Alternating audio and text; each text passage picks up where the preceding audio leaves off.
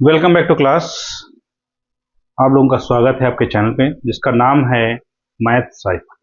ठीक है, इस चैनल पे हम लोग पढ़ रहे हैं हाई स्कूल की मैथमेटिक्स।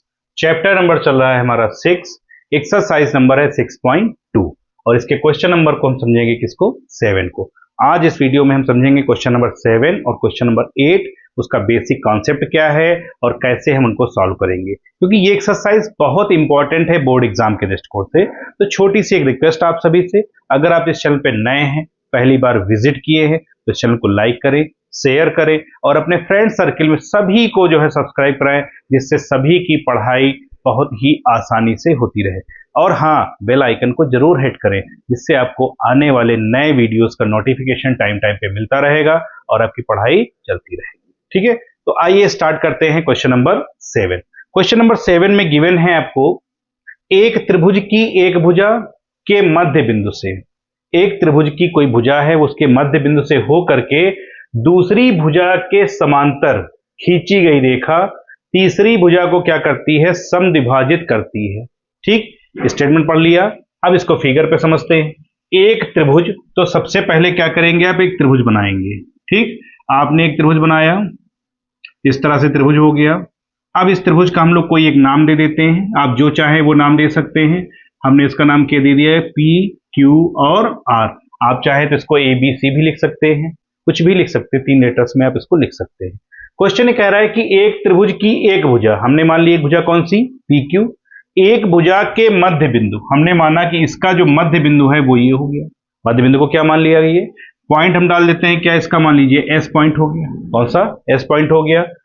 मध्य बिंदु से हो करके दूसरी भुजा, अब अगर एक भुजा ये है, दूसरी भुजा ये हो जाएगी। चाहे तो इसको मान लीजिए, चाहे तो इसको मान लीजिए। एक भुजा के मध्य बिंदु से होकर दूसरी भुजा के समांतर, यानी इस भुजा के समांतर खींचेंगे हम एक रेखा। इस भुजा क्यू आर के समांतर एक भुजा ऐसे खींच दीजिए।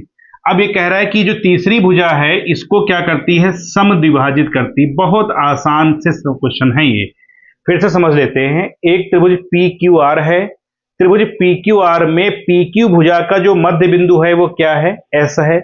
मध्य बिंदु एस हो गया। इस मध्य बिंदु से क्यू आर भुजा के समांतर हमने एक रेखा खींची। अब आपको यह बताना है कि जो रेखा टी जहां पे कट किया इसने, यानी कि पीटी जो है वो टी आर के क्या है, बराबर है। क्योंकि कह रहा है क्या करती, समद्विभाजित करती है, मतलब समद्विभाजित मतलब दो बराबर भागों में विभाजित करती है। क्लियर। तो यहां पर आप लिखेंगे माना त्रिभुज पी क्यू आर में, पी क्यू आर में भुजा, कौन सी भुजा ली आपने थी, पी क्यू का मध्य बिंदु, पी क्यू का मध्य बिंदु क्या है, एस है। आप ये कह रहे हैं कि इसका जो मध्य बिंदु है वो क्या है, एस है।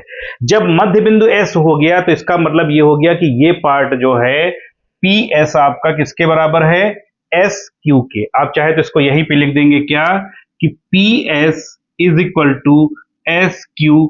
इसको आप लिख दीजिए समीकरण नंबर फर्स्ट। क्लियर। आपने त्रिभुज लिया P Q R, P Q भुजा का मध्य बिंदु क्या था, एस, तो P S is equal to S Q के। अब आपने क्या किया, इस पॉइंट से एक समांतर रेखा खींची, किसके, क्यू आर के। कौन सी, एस टी। तो यहां लिखेंगे पुनः, पुनः त्रिभुज पी क्यू आर में। अब आप अप्लाई करिए क्या, थेल्स प्रमेय, थेल्स प्रमेय से। जब आप थेल्स प्रमेय अप्लाई करेंगे, क्यों अप्लाई कर रहे हैं ये भी लिख सकते हैं यहां पे क्या, कि जो एस टी है वह समांतर है किसके, क्यू आर के।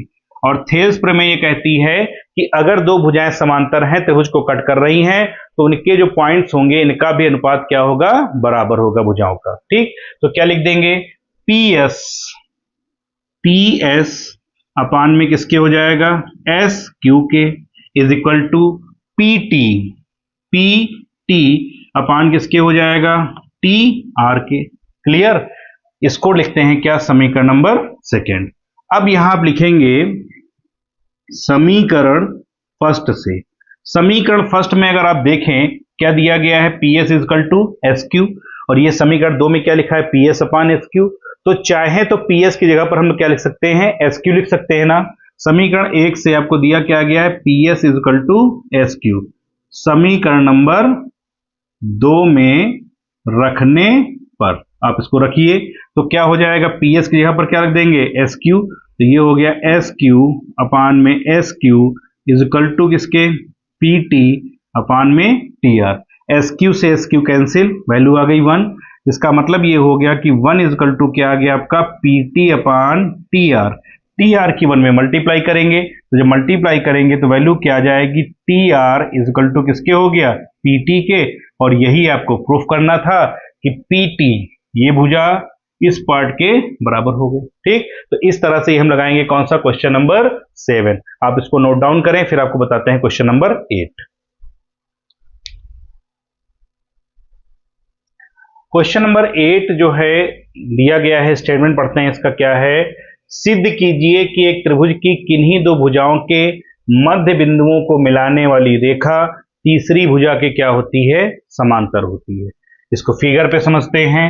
जैसे एक हमारे पास त्रिभुज है, इस त्रिभुज का नाम हम लोग ले लेते हैं क्या, पी क्यू आर या ए बी सी, जो भी आप लिखना चाहें, पी क्यू आर। ये हमारा क्या हो गया, एक त्रिभुज हो गया। इसमें हमने क्या किया, पी क्यू और पी आर इन दोनों भुजाओं के हमने मध्य बिंदु मान लिए। कौन कौन से, एक हमने मध्य बिंदु इसका मान लिया एस और दूसरा बिंदु हमने क्या मान लिया, टी। ठीक है, तो पी क्यू का मध्य बिंदु क्या हो गया, एस, और पी आर का मध्य बिंदु क्या हो गया, टी। अब स्टेटमेंट ये कह रहा है कि अगर हम इसको मिला दें, एस और टी को मिला दें, तो ये जो एस टी होगा यह समांतर होगा किसके, तीसरी भुजा के। अब तीसरी भुजा कौन सी बची, क्यू आर, क्योंकि आपने जो पॉइंट लिए वो कहां लिए, पी क्यू पर लिए और पी आर पर लिया, क्यू आर पर तो कुछ लिया नहीं। तो पी क्यू का मध्य बिंदु एस हो गया, पी आर का मध्य बिंदु टी हो गया। आपको सिद्ध ये करना है कि एस टी जो है वो क्यू आर के क्या है, इक्वल है। ठीक, तो यहां पर हम पहले क्या लिखेंगे, पी क्यू का मध्य बिंदु, पी क्यू का मध्य बिंदु क्या है, एस है। ध्यान दीजिएगा, पी क्यू का मध्य बिंदु क्या है, एस है, ये पॉइंट। जब ये मध्य बिंदु है तो इसका मतलब ये हो गया कि जो पी एस है वो किसके बराबर हो जाएगी, एस क्यू के। मतलब अगर ये 4 सेंटीमीटर की भुजा थी तो आधा इधर हो गया, आधा इधर हो गया, तभी तो मध्य बिंदु आएगा। तो हम लिख सकते हैं क्या कि पी एस जो है इक्वल हो जाएगा किसके, एस क्यू के। क्लियर। अब इस एस क्यू को क्या करेंगे, अपान में कर दीजिए, तो ये हो जाएगा P S upon S Q is equal to क्या आ जाएगा, 1। और ये हो गया हमारा समीकरण नंबर 1। क्लियर। अब सेम यही प्रोसेस इस भुजा पे, पी आर पे, क्या लिखेंगे यहां से, पी आर का मध्य बिंदु, पी आर का मध्य बिंदु क्या है, टी है। आपने लिखा ना, पी आर का मध्य बिंदु क्या है, टी है। जब ये मध्य बिंदु है तो इसका मतलब हो गया कि पी टी जो है वह इक्वल होना चाहिए किसके, टी आर के। क्लियर। तो हम लिख सकते हैं क्या, P T is equal to T R. T R को अपान में कर दीजिए, तो P T upon T R is equal to 1, equation number 2। अब देखिए समीकरण नंबर 1 और समीकरण नंबर 2 दोनों की राइट साइड में जो वैल्यू गिवन है आपको वो क्या है, 1 है। तो इसकी जो लेफ्ट साइड होगी वो भी क्या हो जाएगी, इक्वल।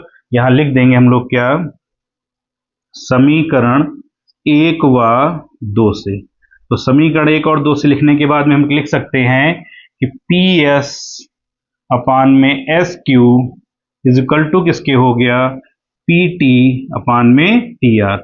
और ये क्या है हमारी थेल्स प्रमेय का व्युत्क्रम, थेल्स प्रमेय।